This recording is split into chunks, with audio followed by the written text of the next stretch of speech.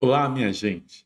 Nós vamos aqui lançar hoje o nosso projeto do novo concurso de Barueri pela banca Fundação Carlos Chagas. Nós vamos lançar o curso inteirinho, completo de informática, e eu agora estou aqui disponibilizando a primeira aula para você. Aqui nos nossos comentários vai estar o contato, o meu telefone, e você vai adquirir o curso completo num super preço de lançamento, em que você vai ter todo o conteúdo do edital, você vai ter todas as atualizações após o lançamento do edital e você vai ter aquele acompanhamento que só aqui o professor Cláudio Ventura consegue dar para você. Então se liga, fica aqui com esta aula de leite sobre informática e vamos juntos ser aprovados e ser aprovadas em Barueri. Bora lá? Então aqui nós vamos falar hoje no curso de Introdução à Informática. Sejam todos muito bem-vindos, né, a essa primeira videoaula do nosso curso de Informática para concursos. E hoje nós vamos construir a base de todo o conteúdo que será cobrado ao longo deste período, que será cobrado neste concurso, como tradicionalmente Barueri o vem fazendo. E já comece dizendo que mesmo que você nunca na sua vida tenha estudado informática, mesmo que você nunca tenha tido uma aula de informática, você vai entender tudo aqui com muita clareza, com muita tranquilidade. Nessa aula, nós vamos falar sobre o conceito de informática, né? Sobre o conceito de sistema de computação, a diferença entre dado, informação, conhecimento. Vamos fazer uma introdução sobre os principais componentes de hardware, software, de firmware. Vamos falar, né, nessa aula sobre conteúdos relacionados ao que mais cobra a Fundação Carlos Chagas, a Fundação Vunesp e outras bancas muito exigentes neste conteúdo. Eu tenho certeza que você irá aprender muito e eu tenho certeza que você irá ser aprovado e ser aprovada neste concurso. E já começamos aqui, então, o nosso primeiro tema desta nossa aula. Gente, quando nós falamos em informática, nós estamos falando de algo muito simples, né? E é muito mais simples do que parece. Informática, aqui nós estamos agora operando em nível conceitual, é o tratamento automático da informação usando computadores. Este é o conceito, o tratamento da informação usando computadores. E aí é muito bom a gente ter em mente que tudo o que envolve receber dados, processar estes dados, armazenar, transmitir, faz, faz parte daquilo que é a informática. Então, vou trazer para você aqui agora alguns exemplos do cotidiano do dia a dia. Então, quando você manda uma mensagem de WhatsApp, né, o aplicativo pega o texto, transforma em dados, envia pela internet e entrega para outra pessoa. Quando o sistema escolar, por exemplo, registra as notas do aluno, isso também é informática. Quando você abre o navegador para pesquisar no Google, também é mais informática acontecendo. Então, grave isso. Informática é igual informação mais automática. E aí, aqui vai uma dica muito importante que cai muito em prova. Se a questão, lá na hora da prova, disser que informática é o tratamento manual da informação, ou se disser que depende exclusivamente de pessoas para funcionar, bem, tá errado, né. O conceito-chave é automatização da informação. E isso você tem que ter em mente para que você não caia em nenhum tipo de pegadinha, entendeu? Fica aqui ainda que com essas dicas você vai sim ser aprovado, ser aprovada no concurso. Então vamos dar sequência aqui à nossa fala e aos nossos slides. Agora nós vamos entender o que é um dado, né? O que é uma informação e o que é um conhecimento. Então veja ali, um dado. Dado é um valor bruto, sem contexto. O dado é aquela informação primária, não é verdade? Aquela informação que não foi tratada, aquela informação que a gente pega ali de primeira mão. Dados, minha gente, dados são números, né? Então são números, digamos assim, em estado bruto. É um valor isolado, né? Então, entender o dado. Então, aqui no slide, por exemplo, a gente tem alguns dados, né? Então, por exemplo, 7 é um dado, 10/11/25 é um dado, João Silva é um dado. Veja bem, dado não é necessariamente um número. É uma informação em estado bruto, sem contexto, ok? É em ela está ali em estado bruto. Agora, já a informação é o dado com contexto e com significado. Então, olha, a gente não tinha os dados 7/10/11/2025 e João Silva. Isso não quer dizer nada? Agora, qual é a informação? É o contexto. Quem que era esse João? João poderia ser, por exemplo, aqui no aqui no nosso bate-papo, um aluno. Olha, o aluno João tirou 7, 7 é a nota dele na prova. Na prova de qual conteúdo? De matemática. Então veja, quando eu tenho a contextualização do dado, aí eu tenho uma informação. Agora, gente, conhecimento já é outro nível. O conhecimento é quando nós usamos a informação para tomar decisões.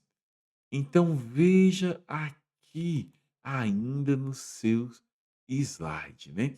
Pegando aqui o exemplo do seu slide. A escola cria uma recuperação para melhorar o desempenho do João. Então, eu sabendo que o João, no dia 10/11/2025 tirou 7 numa prova. E eu sabendo que aquela prova valia 15. Ah, a nota do João tá baixa. Ou aquela prova valia 10, mas eu sei que o João, ele sempre tirou 10 nas avaliações. Então, hum, essa nota para o João não tá boa. Então, vou reunir os dados, ou seja, aquelas informações antes soltas. Vou contextualizá-las na informação e vou elaborar um conhecimento, né? Vou construir um conhecimento que está diretamente relacionado à tomada das decisões. Se eu pudesse, assim, te dar um exemplo, para finalizar no nível mais simples, o dado, ele é a matéria-prima, a informação é o dado, essa matéria-prima contextualizada, e o conhecimento é uma ação baseada na informação que eu recebi. Cuidado com as pegadinhas da Fundação Carlos Chagas e de outras bancas. Eles adoram inverter os conceitos, né? Eles dizem: "A informação é um dado bruto", ou que o conhecimento é simplesmente um dado. Tudo isso está errado. A informação é a matéria-prima bruta. Ah, desculpa, o dado é a matéria-prima bruta. Olha aí, hein? A informação é o dado contextualizado. E o conhecimento é uma ação baseada na informação, ok? Então, bora lá para a gente dar mais uma aprofundada sobre esse tema, porque até aqui está muito gostoso aprender sobre isso. Vamos complexificando um pouco mais, né? Agora, nós vamos falar sobre os componentes de um sistema computacional. Não é verdade? É muito importante que a gente tenha isso em mente, né? Nós vamos falar aqui, né, sobre hardware, sobre software, sobre firmware, sobre Pewplayware. Pewplayware. Ah, o mineirês aqui complica muito a pronúncia dessas palavras. Mas vamos lá entender o que é cada um desses conceitos, buscando aprofundá-los. E lembrando isso, você está se aprofundando e estudando aquilo que cairá no seu concurso. Então, bora falar sobre hardware? O hardware, minha gente, é tudo aquilo que você pode tocar ou pegar. É a parte física do computador, aquilo que você pode enxergar, manusear. Eu gosto de explicar, eu gosto de entender também o hardware como se fosse o corpo de um computador, né? Nosso corpo não tem pés, tem mãos, tem órgãos. Então aqui é o corpo, né? O hardware é a parte que a gente vê do corpo. Então é bom sempre ter isso em mente, ok? Agora vamos avançar mais um pouquinho. Pensando na analogia do corpo, o monitor seria, por exemplo, os olhos, o teclado as mãos, a CPU o cérebro, né? Os cabos do sistema nervoso, o gabinete, por exemplo, poderia ser a estrutura física. Aí eu posso trazer aqui para você, né, falando de computadores mesmo, alguns exemplos, né, de hardware. Por exemplo, a placa-mãe, o processador, o mouse, o teclado, a impressora, o cabo HDMI, todos esses são hardwares. Qual é o cuidado que você tem que tomar na sua prova? Quando a questão falar em recursos físicos ou componentes tangíveis ou parte física, está se referindo ao hardware do computador, né? Então você imagina, se o hardware é o corpo, o software, gente, é a mente, né? Ninguém viu a mente, né, ninguém vê mente, ninguém viu a mente andando por aí. Porque a mente, não é um componente físico do nosso corpo, né, assim como no computador, né. O software é esse conjunto de instruções, né, instruções que vão orientar sobre o que um hardware deve fazer. Então você imagina o software como essa mente, né, que controla o hardware. Então, por exemplo, né, quando você pede para imprimir algo, não é o hardware que decide isso, é o software, né. Ele envia comando para a impressora. E aí a gente tem 3 tipos principais de software, que é o sistema operacional, né, que pode ser o Windows, Linux, Androids, por aí vai. Os aplicativos tipo Word, Excel, navegadores e os softwares utilitários, como por exemplo, o antivírus, os desfragmentadores e etcétera, né. E aí nós temos também os firmware. Os firmware eles são softwares gravados diretamente no hardware. Então, por exemplo, a BIOS, né, a BIOS é um firmware, né, um roteador, por exemplo, ou um firmware de impressora, que faz com que a impressora funciona, né. E o Pewplware, né, são as pessoas envolvidas, usuários, técnicos, professores, né. Peopleware vem de pessoas, né, desenvolvedores, né, é o elemento comercial daquele sistema, né. Ó, dica importante, muita gente, erra ao afirmar que o firmware é o hardware. Firmware é um software que está gravado no hardware, mas ele não é um hardware.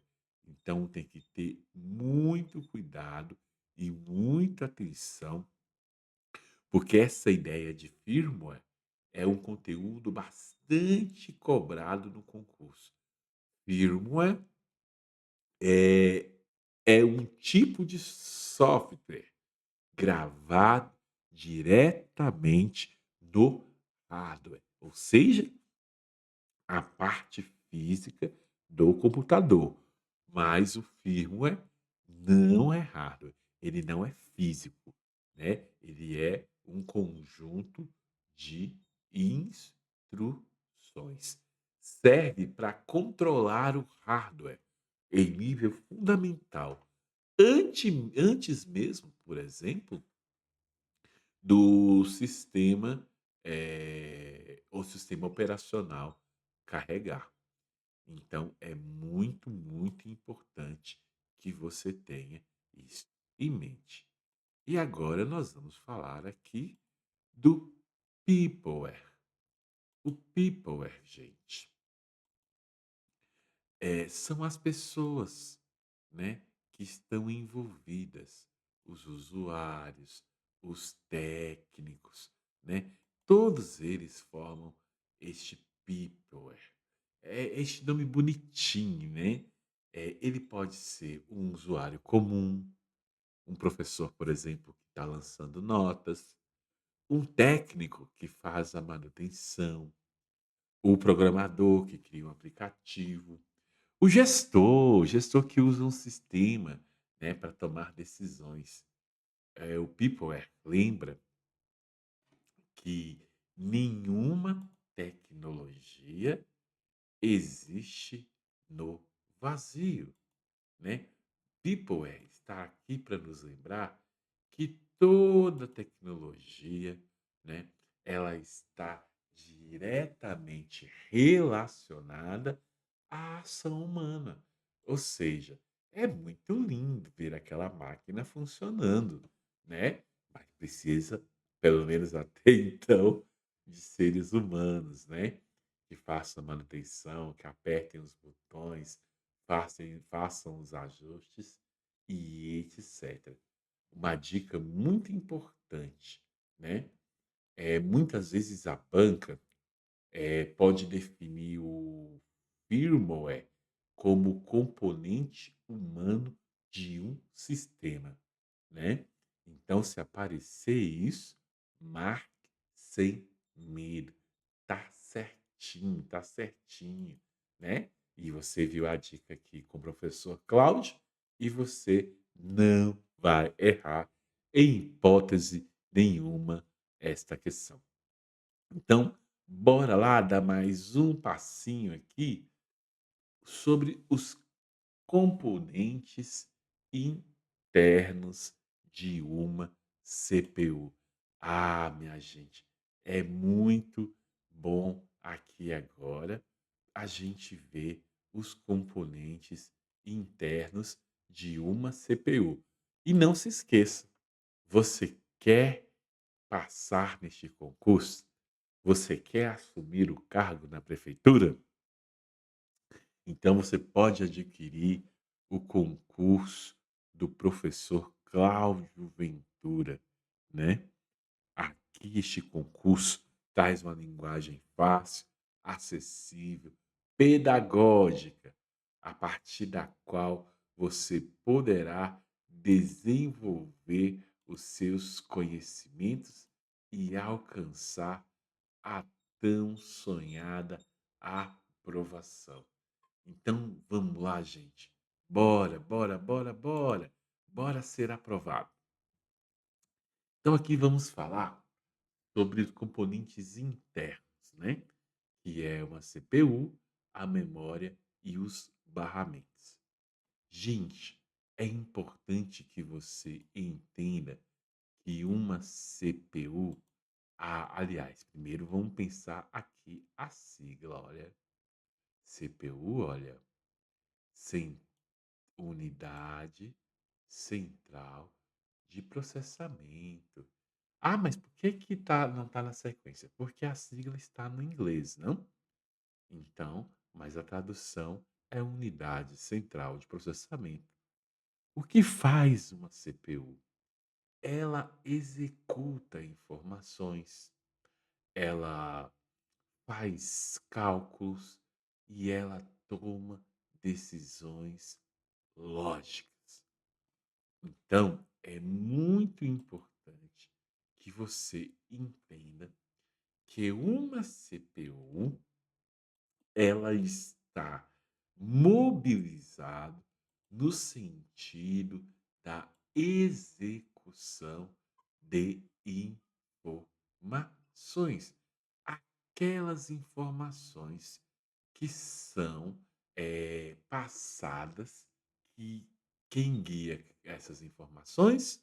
Os softwares, né.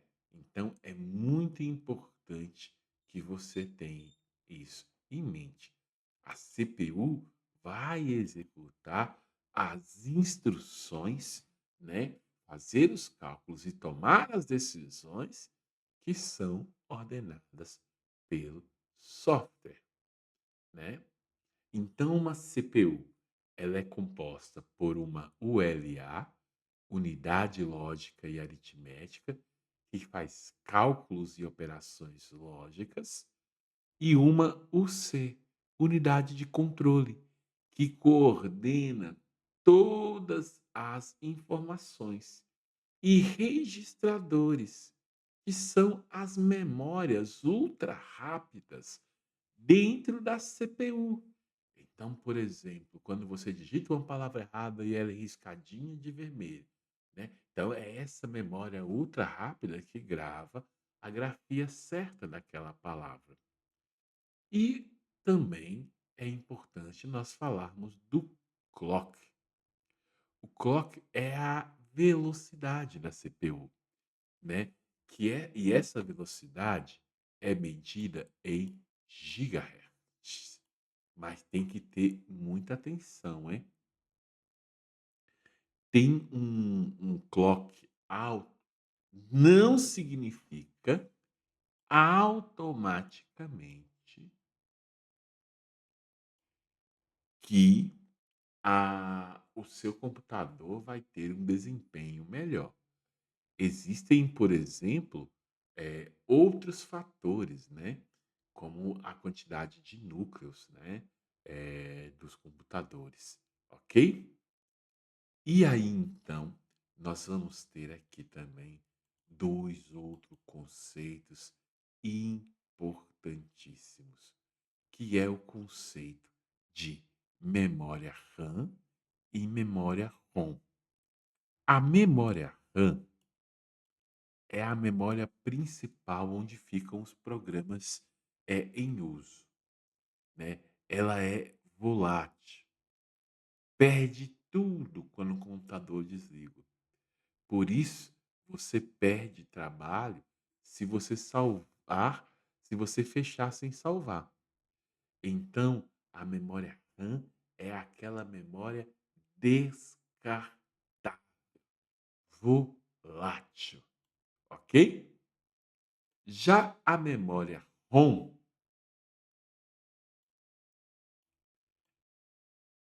é uma memória não volátil, é aquela memória de inicialização, é onde fica o firmware, né.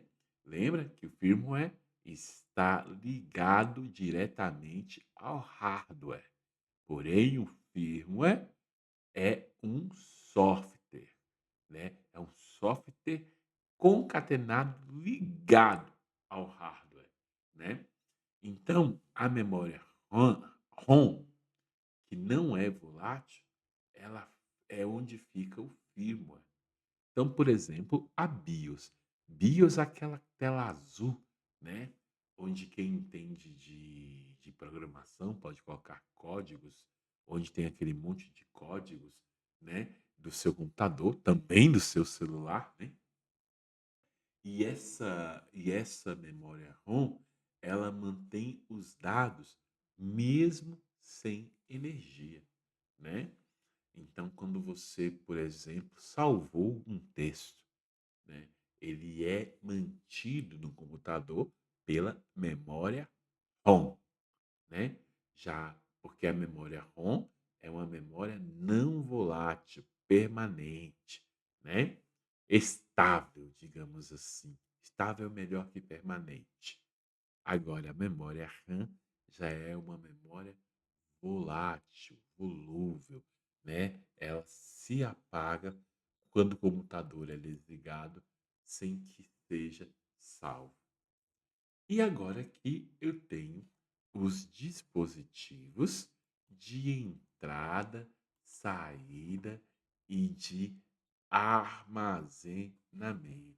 Não se esqueça, né, para que você possa alcançar o sucesso, né, necessita de esforço, não é verdade? Lá no dicionário, esforço vem antes de sucesso, né? Vai dizer para a gente, tem que se aplicar. Então vem aqui com o professor Cláudio Ventura, que vai dar muito certo esse concurso seu, você vai ser aprovado, aprovado. Então aqui nós vamos falar sobre os dispositivos de entrada, saída e armazenamento.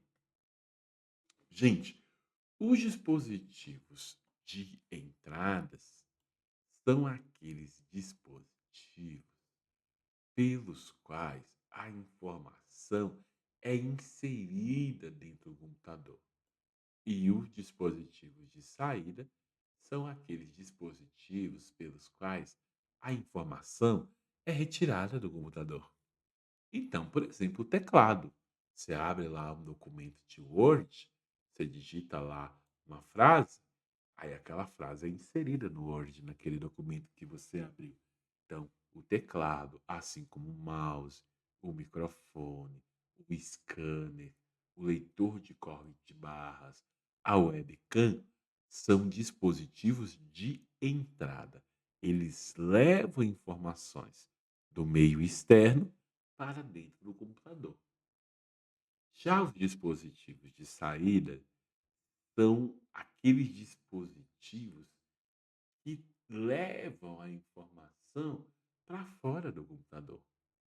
Então, por exemplo, o monitor. Não é pelo monitor que você está agora assistindo essa videoaula que você está vendo as informações. Então, ou seja, esse dispositivo está levando a informação para fora do computador. Do mesmo jeito é a impressora, as caixas de som, os projetores, os fones de ouvido, dentre outros.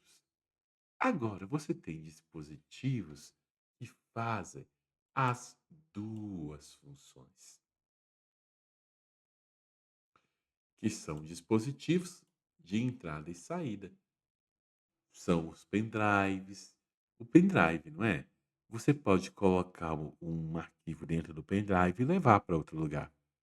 Assim como você pode pegar o pendrive, e espetar no computador, copiar um arquivo e colocar dentro do computador.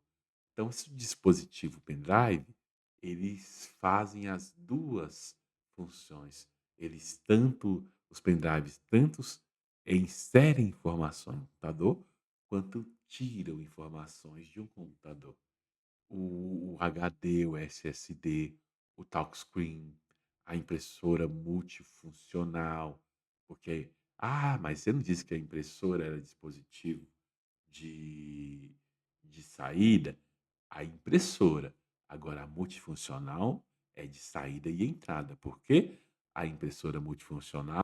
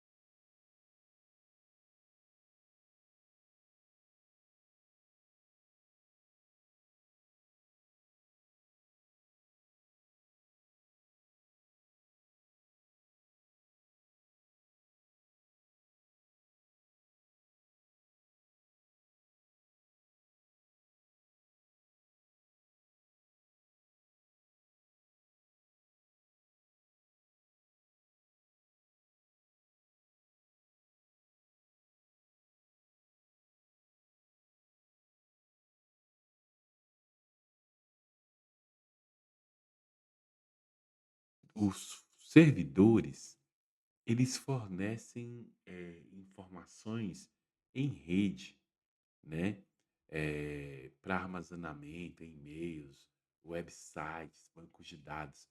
Servidores é um computador muito potente, o servidor é um computador muito potente, que ele fornece informações, né. Os desktops são os computadores pessoais, computador de mesa, né, para uso doméstico também, claro, para uso profissional, né. Ele tem aquela torre, né, que é onde está a CPU e os periféricos separados, né. Os notebooks, né, são computadores portáteis com baterias integradas, né, em formato compacto para a mobilidade, e os dispositivos móveis, que são os tablets, smartphones, entre outros, ok? Essa também é facinho. Aí também, gente, é muito importante que a gente fale sobre ergonomia no uso do computador, né? É muito importante que nós utilizemos o computador sempre da forma mais adequada, ajustada à sua altura, com apoio lombar à cadeira, né?